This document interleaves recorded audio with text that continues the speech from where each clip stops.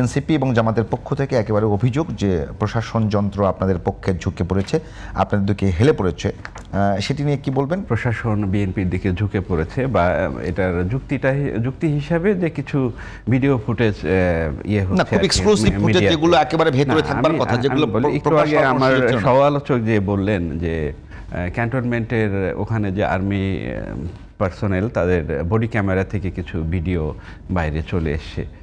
দেখুন, ওইটা কিন্তু ওই ঘটনাটা ঘটতেছিল একদম ওপেন, সবাই আশেপাশে সাধারণ মানুষ ছিল, এবং ইভেন যিনি দাবি করছিলেন যে আমি হচ্ছে তারেক রহমানের প্রতিদ্বন্দ্বী, ওনার নিজের নাম বলছিলেন না, উনি বলছিলেন যে আমি তারেক রহমানের প্রতিদ্বন্দ্বী ঢাকা 17 আসনে ওখানে দাঁড়িয়ে, এবং উনি ওনার যারা বডিগার্ড বা তার সাথে যে সহযাত্রী ছিল গাড়িতে তাদেরকে উনি বলতেছিলেন, এই তোমরা ভিডিও করো, তোমরা রেকর্ড করো, ওনারা যে আমাকে ভেতরে ঢুকতে দিচ্ছে না, ওনারা আমাকে যে বাধা দিচ্ছে নির্বাচনী প্রচারে, তোমরা এটা ভিডিও করো, রেকর্ড করো। তার মানে ওনার লোকজনও কিন্তু এটা ভিডিও করছিল, রেকর্ড করছিল, এবং আশেপাশে কিছু পথচারী আপনার দাঁড়িয়ে গিয়েছিল এই বাদানুবাদ শুনবার জন্য। তো কোনো পথচারীর ভিডিও থেকেও এটা বাইরে আসতে পারে, এটা নট লাইক দ্যাট যে ওই আর্মিরাই এটা বাইরে প্রচার করেছে, নো, এটা হবার কথা নয়। এটা হয়তো ওনাদের কোনো ক্যামেরা, ওনার সহযাত্রী কেউ করেছে, অথবা কোনো পথচারী তাদের ভিডিও হঠাৎ করে মিডিয়াতে এটা প্রকাশ করেছে।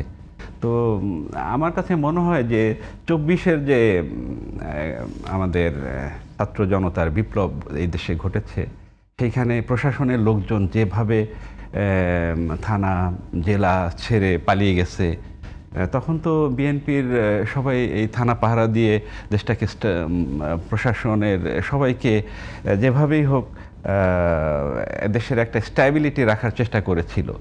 তো প্রশাসনের ওই কর্মকর্তারা দেখেছে যে যদি নিরপেক্ষভাবে নির্বাচন না করে তাহলে তাদের অবস্থা কি হয়।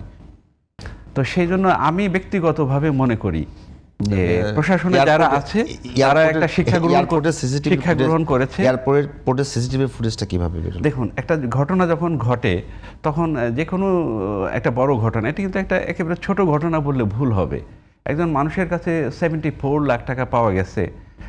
আমি জানি না এটা আরো কমিয়ে দেখানো হলো কিনা, এটা গণমাধ্যমে চলে এসছে, গণমাধ্যমে টাকা গোনা শেষ 74 লাখ ডিক্লেয়ার, দু একটা চ্যানেল আমি দেখেছি। তো এটা একটা নির্বাচনের ঠিক একদিন আগে এটাকে ছোট ঘটনা বলা যাবে না। ঘটনা ছোট না। এরকম একটা ঘটনা যখন ঘটবে, এই ধরনের ঘটনা যখন ঘটবে তখন নানান মাধ্যমে চেষ্টা করা হবে এই উনি কোথা থেকে কোথায় গেছেন, ওনার এই জিনিসটা, ওনার মুভমেন্টটা করার জন্য, বের করার জন্য অবশ্যই সমস্ত এয়ারপোর্টের ভিডিও ফুটেজগুলো বিভিন্নভাবে দেখার চেষ্টা করা হবে। এই দেখার ক্ষেত্রে হয়তো একদম নিম্ন স্তরের কর্মচারী থেকে উচ্চ স্তরের কর্মকর্তা পর্যন্ত তারা এখানে ইনভলভ থাকে। কোনো না কোনোভাবে অনেক সেন্সিটিভ ইস্যু আমরা দেখতে পাই যে তারেক রহমান যখন বিভিন্ন সময় আমাদের মহাসচিবের সঙ্গে লন্ডন থেকে কথা বলতেছিলেন, তখন সরকার ওটা ফ্ল্যাশ হয়ে যেত। এটা কোনো না কোনোভাবে রাষ্ট্রীয় যন্ত্রের কেউ কেউ এটা অতি উৎসাহী হয়ে করে। এর মানে এই না ভালো কালচার না, এটা তো অবশ্যই নিন্দনীয়, এটা ভালো কালচার না, কিন্তু এর মানে এই না যে এটা বিএনপির পক্ষে এটা অতি উৎসাহী। আমরা দেখেছি যে মানে আওয়ামী লীগ আমলে অহরহ হইতো আর কি, আওয়ামী লীগ আমলে অহরহ এটা হতো যে ওয়ান টু ওয়ান কথা বলেছে, সেই কথাগুলোর আলোচনাগুলো বিভিন্ন গণমাধ্যমে আসতো, সেই জায়গায় প্রচারক করা হতো, সেই জায়গাটাই থাকছে কিনা। অনেক ক্ষেত্রে কিছু নিউট্রাল মানুষও এগুলাকে ভালোভাবে দেখে না। নিউট্রাল মানুষ চিন্তা করেন মাত্র নির্বাচনের একদিন আগে কেন ওনার 74 লাখ টাকা ক্যারি করতে হবে। অনেক সময় নিউট্রাল মানুষ, নিউট্রাল কর্মকর্তা তারাও ক্ষোভ থেকে এগুলা প্রকাশ করে দেয়। কাজেই তারা যে এটা বিএনপির পক্ষে কাজ করছে, নো, আপনার অনেক নিরপেক্ষ মানুষ এগুলাতে ক্ষোভের সঞ্চার হয় তাদের ভেতরে।